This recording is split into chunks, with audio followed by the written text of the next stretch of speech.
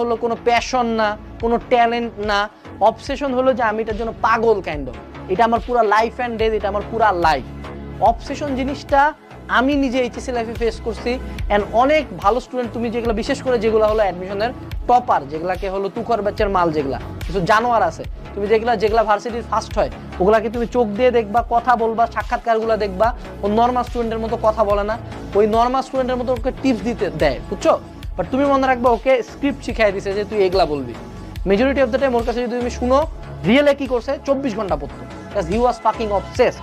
So লাইফে যখন তুমি কয়েক লাখ মানুষজনের সাথে লড়াই করতেছেন, সবাই চায় একটা সিট, একটা সিটের বিপরীতে 100 জন 200 জন এক্সাম দিচ্ছ, 16-17 জন ফাইট করে একটা সিট নাও, 0.5-এর জন্য যখন 3টা মেডিকেল পিছনে চলে যাও, যখন জাস্ট কিছু মার্কের জন্য বুয়েটে পরীক্ষা দিতে পারো না, যখন একটা ম্যাথ ভুল করার জন্য বুয়েটে সিটটা চলে যায়, তখন বুঝতে হবে যে এখানে আসলে নর্মাল কোনো কম্পিটিশন হচ্ছে না, এখানে খুব মজা করে পড়বে।